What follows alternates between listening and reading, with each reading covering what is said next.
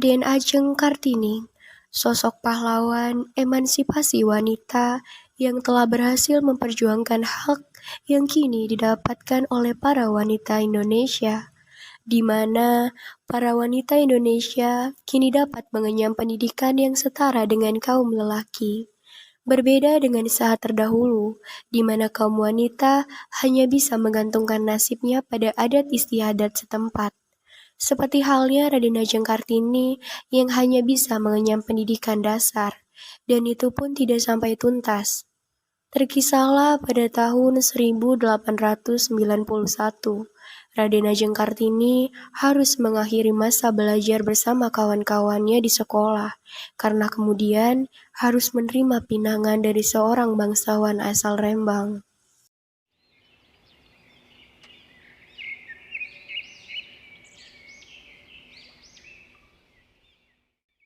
Kartini, kemarilah nak.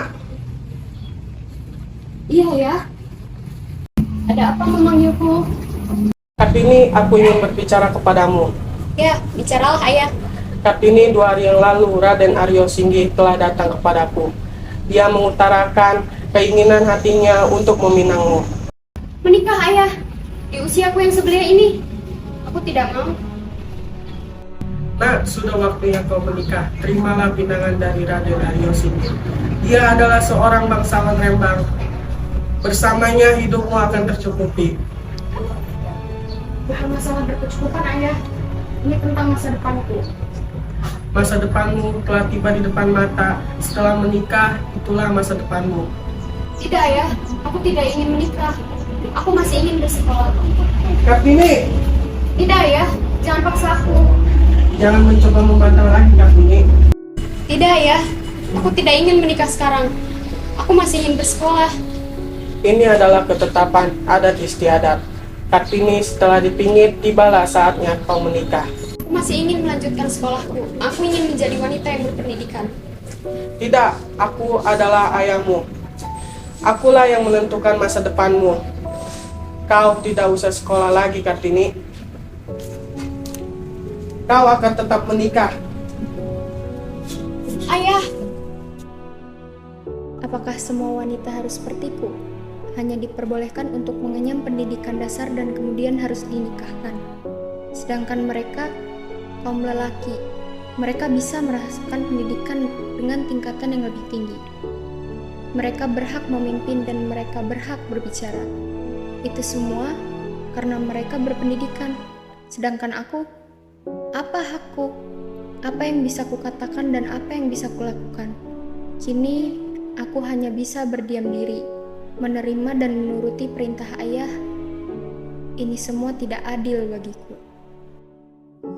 Kartini berjalan dan terus berjalan, mencari tempat untuknya mencurahkan kepedihan. Di dalam benaknya hanya terpikirkan sosok para sahabatnya yang kerap dengan setia mendengarkan keluh dan kesahnya. Di sisi lain, Rosa Abendanon baru saja menerima sebuah surat dari Kartini, dan ia pun membacanya.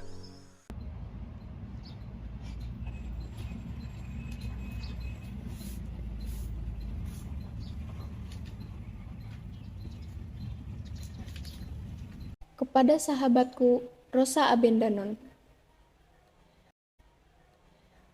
Bahasa mana sebenarnya? Meskipun kita kuasai dengan baik, dapat mengutarakan getaran jiwa tepat-tepatnya. Bahasa semacam itu tidak ada. Hanya ada bahasa yang ajaib yang tak terucapkan. Yang tak berwujud kata-kata maupun lambang huruf. Tetapi artinya dapat dipahami oleh siapapun yang memiliki perasaan. Bahasa yang demikian itu adalah bahasa mata yang suci dan bersih. Cermin jiwa yang cerah. Saya sangat sayang pada kaum wanita. Saya menaruh hati pada nasibnya.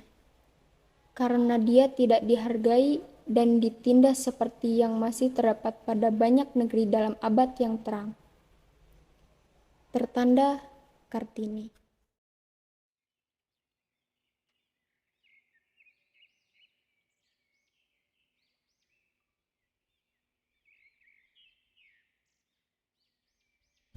Rosa, Kartini,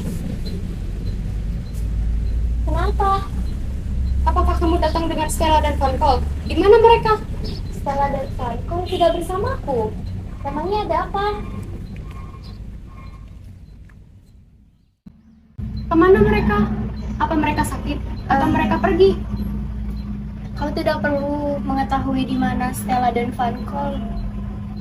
Aku akan melanjutkan pendidikan, Kartini. Aku akan pergi ke Belanda bersama mereka. Jangan bilang kau akan meninggalkanku, Rosa. Aku mengerti. Kalian akan membawaku bersama kalian, kan?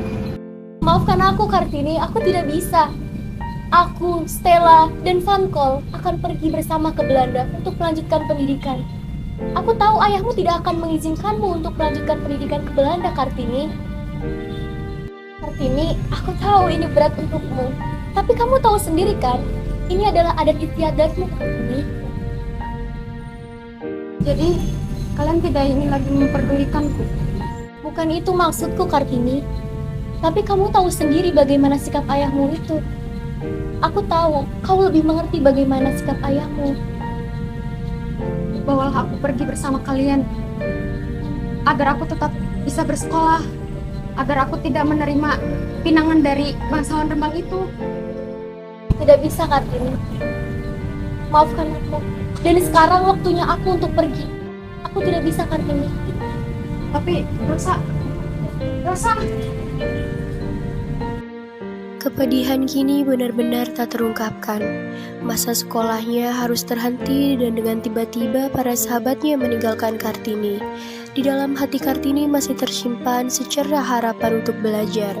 Hari-harinya ia isi dengan menulis surat kepada Tuan dan Nyonya Abendanon yang merupakan orang tua dari sahabatnya. Mereka telah seperti orang tua Kartini. Kartini terus bercerita tentang kehidupannya yang tak lagi bersekolah itu, hingga Tuan Abendanon pun memberikan beasiswa kedokteran kepadanya. Ayah! Ada apa, Nak? Apa membuatmu senang seperti ini? Tidak pantas seorang gadis berteriak seperti itu. Aku mendapatkan beasiswa kedokteran ayah di Belanda. Dari mana kau mendapatkannya? Dari ayahnya sahabatku, Rosa. Tidak, tapi ayah tahu pendidikan itu sangat penting. Tetapi seorang wanita tidak pantas sekolah tinggi-tinggi. Tidak pantas. Apa maksud ayah? Aku hanya ingin sekolah tinggi, ayah. Sudahlah. Perintahku tetap sama dan tak bisa kau ubah. Tapi ini Raden Aryo sendiri telah datang dan ingin menemuimu.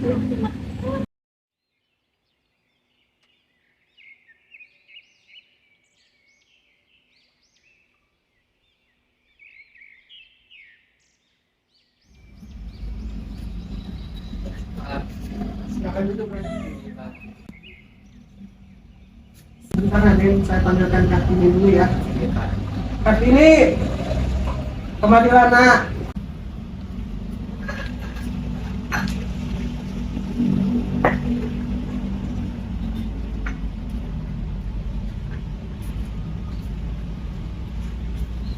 Silakan Kartini duduk di sini.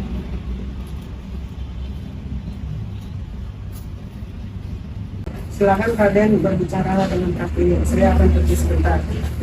Ayah, Kartini, bisakah aku meminta waktumu sebentar? jika aku berkata tidak, itu pun akan menyita waktu, Raden.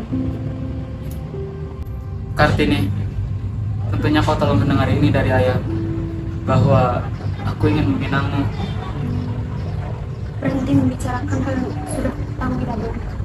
Sedangkan ayahku saja tidak meminta kesediaan dari kita. Mungkin yang kau katakan itu memang benar, Kartini. Tapi perlu kau ketahui, aku meminangmu karena aku mencintaimu. Cinta. Sebuah hasrat untuk memiliki adalah cinta. Kak, Sederhana sekali pemikiranmu, Raden. tapi memang itulah yang aku rasakan, Kartini. Cinta yang kau miliki dengan cinta apa yang aku rasakan berbeda. Aku tak mengerti maksud perkataanmu itu. Cinta yang kurasakan bukan sekedar cinta yang dimiliki, Raden. Cinta yang kusimpan sejak lama tertuju pada mereka, pada kamu. Kartini, apa maksudmu? Aku benar-benar tak mengerti. Raden, coba jawab pertanyaan. Jika kamu mencintai seseorang, apa yang ingin kamu lakukan? Tentu aku akan memperjuangkan cintaku itu, Kartini. Begitu pula cintaku ini, Raden. Aku pun ingin memperjuangkan cintaku. Aku ingin memerdekakan kaumku dari kebodohan.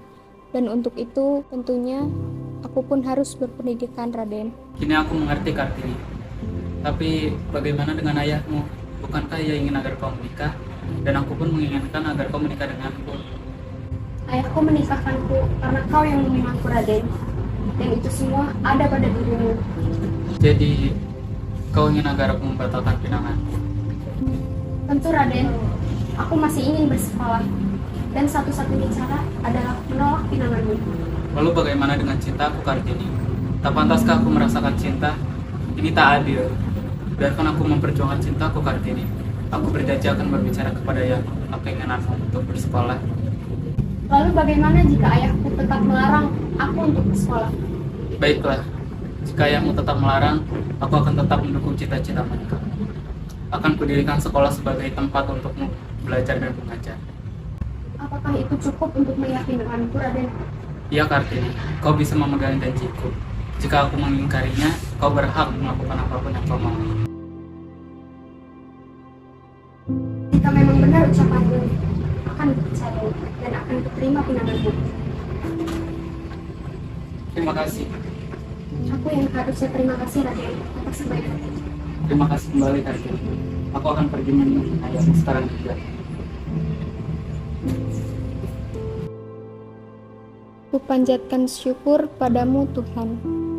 Entah apa rencanamu, tapi dengan kehendakmu, aku akan kembali mengenyam pendidikan yang sempat kutinggalkan. Dan aku berjanji, aku akan menjunjung tinggi harkat kaumku. Akan kuperjuangkan pendidikanku bersama kaum wanita. Akan kudapatkan hakku bersama mereka, dan akan kurubah dunia ini menjadi lebih baik lagi. Pada tanggal 12 November tahun 1903, saat usianya 24 tahun, Kartini kemudian dinikahkan dengan Bupati Rembang, Raden Mas Adipati Aryo Singgi Jojo Adiningrat. Keinginan Kartini terus memperjuangkan pendidikan untuk kaum wanita terus menggebu. Kartini meminta izin pada suaminya untuk membuka sekolah bagi kaum wanita, dan suaminya pun mendukung.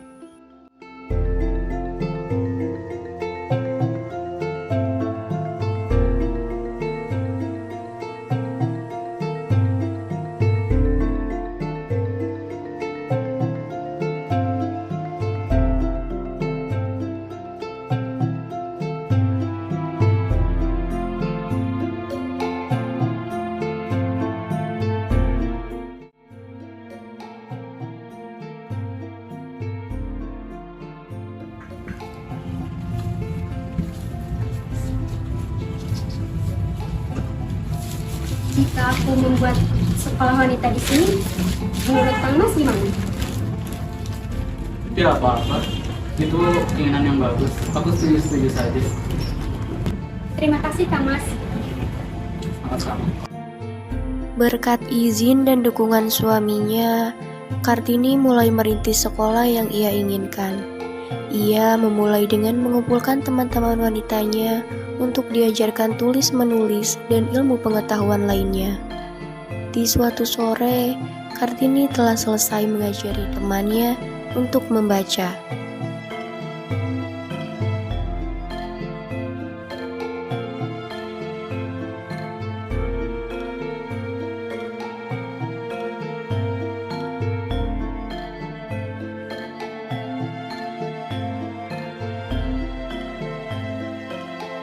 Belajarnya cukup sampai sini dulu. Makasih teman-teman yang udah datang.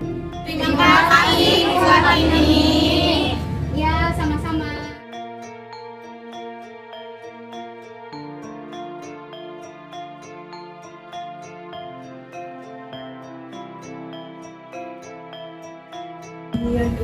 Jadi gimana? Kalian sudah paham? Sudah, Bu. Terima kasih banyak. Iya, sama-sama. Ya, saya tak pulang dulu, sudah sore. Salam. Hati-hati hati-hati.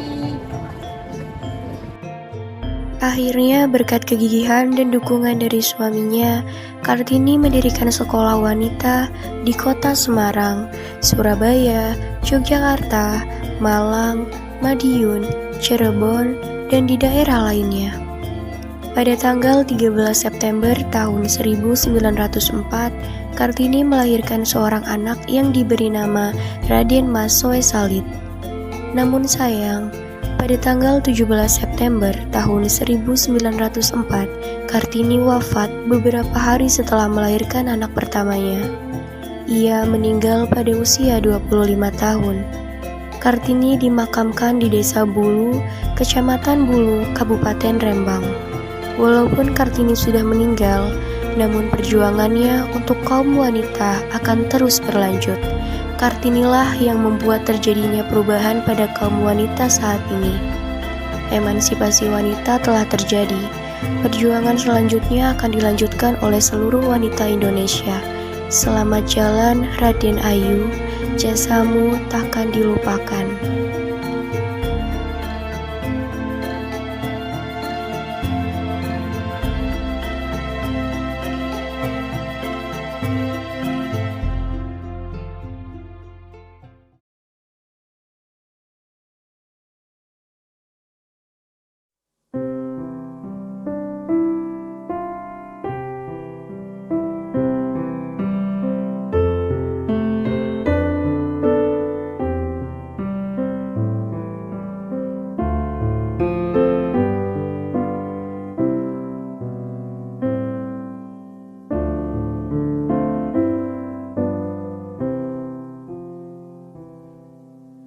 Ibu kita Kartini, putri sejati,